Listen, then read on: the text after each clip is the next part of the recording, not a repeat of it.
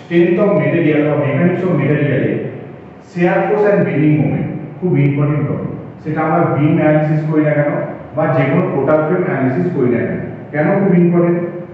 তো maximum share force আমার কোন পয়েন্টে কত আসছে সেটা জানা খুব দরকার। তেমন একই রকম ভাবে ম্যাক্সিমাম বেন্ডিং মোমেন্ট কোন পয়েন্টে কত আসছে সেটা জানাও খুব দরকার।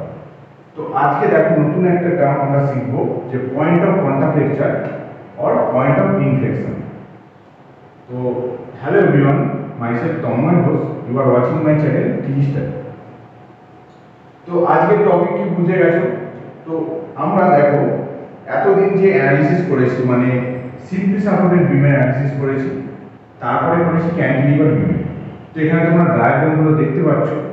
সিম্পলি সাপোর্ট বিমে যখন আমরা যে কোনো লোড, সেটা পয়েন্ট লোড হতে পারে, ইউডিএল হতে পারে, যে কোনো লোড অ্যাপ্লাই করি না কেন, দেখো শেয়ার ফোর্স ডায়াগ্রাম পজিটিভ থেকে নেগেটিভ হয়েছে, আর বেন্ডিং মোমেন্ট ডায়াগ্রাম কিন্তু অলওয়েজ পজিটিভ হয়েছে। সিম্পলি সাপোর্টেড বিমে বেন্ডিং মোমেন্ট কিন্তু কখনো চেঞ্জ হয়নি। শেয়ার ফোর্সটা পজিটিভ থেকে নেগেটিভ হয়েছে বা নেগেটিভ থেকে পজিটিভ। আরও একটা পয়েন্ট আমরা জেনেছি যে পজিটিভ থেকে নেগেটিভ বা নেগেটিভ থেকে পজিটিভ বা যেখানে শেয়ার ফোর্স জিরো, সেই পয়েন্টে কি হয় ম্যাক্সিমাম বেন্ডিং মোমেন্ট তোমরা দেখতে পাচ্ছ। সিম্পলি সাপোর্টেড বিমে এটা জেনে এসেছি। তেমন একরকম দেখো ক্যান্টিলিভার বিমের যদি পয়েন্ট লোড থাকে বা যদি ইউডিএল থাকে, তাহলে কি হতো?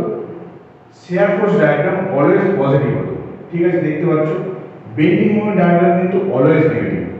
ঠিক আছে, তার মানে দেখো আমি কি বলতে চাইছি তোমাদের, এই যে টপিকটা পয়েন্ট অফ কন্ট্রাফ্লেকচার বা পয়েন্ট অফ ইনফ্লেকশন খুব ইম্পর্টেন্ট।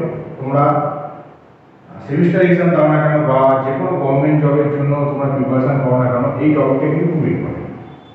তো আমরা দেখো আরেকবার তোমাদের সামারাইজ করে যদি করে দিই, শেয়ার ফোর্স কিন্তু পজিটিভ থেকে নেগেটিভ চেঞ্জ হয়েছে, কিন্তু বেন্ডিং মোমেন্ট কখনো সাইন চেঞ্জ করেনি, হয় পজিটিভ হয়েছে হয় নেগেটিভ হয়েছে। কিন্তু এই কেসে দেখো, এই ছবিটা দেখতে পাচ্ছ, এই কেসে কিন্তু বেন্ডিং মোমেন্ট ডায়াগ্রাম পজিটিভ থেকে নেগেটিভ বা নেগেটিভ থেকে পজিটিভ হয়েছে, বা যেখানে বেন্ডিং মোমেন্ট জিরো হয়েছে সেই পয়েন্টটাকে আমরা বলবো পয়েন্ট অফ ইনফ্লেকশন বা পয়েন্ট অফ কন্ট্রাফ্লেকচার।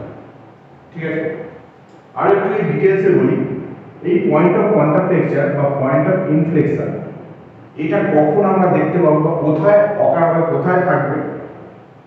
ফার্স্ট পয়েন্ট, যদি ওভারহ্যাঙ্গিং বিম হয়। তো ওভারহ্যাঙ্গিং বিম কিরকম দেখতে পাচ্ছ বা আগেও জেনেছো, ওয়ান এন্ড ওভারহ্যাং হতে পারে বা বোথ এন্ড ওভারহ্যাং হতে পারে। যে কোনো যাই কেস থাকুক না কেন, সেখানে কিন্তু আমরা এই পয়েন্ট অফ কন্ট্রাফ্লেকচার বা পয়েন্ট অফ ইনফ্লেকশন এটা দেখতে পাবো। মানে সেখানে বেন্ডিং মোমেন্ট ডায়াগ্রাম পজিটিভ থেকে নেগেটিভ বা নেগেটিভ থেকে পজিটিভ যাই বলবে না, বা বেন্ডিং মোমেন্ট ডায়াগ্রাম সেখানে জিরো হবে। আরও একটা কেস কি, সাপোর্টে যদি কোনো মোমেন্ট আসে, যে দুটো সাপোর্ট থাকে মিনিমাম, সাপোর্টে যদি কখনো মোমেন্ট চলে আসে, তাহলে কিন্তু এই পয়েন্ট অফ কন্ট্রাফ্লেকচার বা পয়েন্ট অফ ইনফ্লেকশন দেখতে পাবো। তো আজকের টপিকটা তোমাদের জাস্ট বেসিক কনসেপ্ট একটা বলতে পারো, এই পয়েন্ট অফ কন্ট্রাফ্লেকচার বা পয়েন্ট অফ ইনফ্লেকশন হবে। আশা করি পুরো ব্যাপারটা যেটা বোঝাতে গেছি বুঝতে পেরেছো। তো যদি এই পর্যন্ত খুব ভালো লেগে থাকে ভিডিওটা, তাহলে একটা লাইক করো, কমেন্ট করে জানাও কেমন লাগলো। আর যদি চ্যানেল নতুন হয়ে থাকো, অবশ্যই চ্যানেলটাকে সাবস্ক্রাইব করো। এইরকম নতুন ভিডিও আরও আপডেট আসতে চলেছে। তো দেখা হচ্ছে খুব তাড়াতাড়ি নতুন কোনো ভিডিও।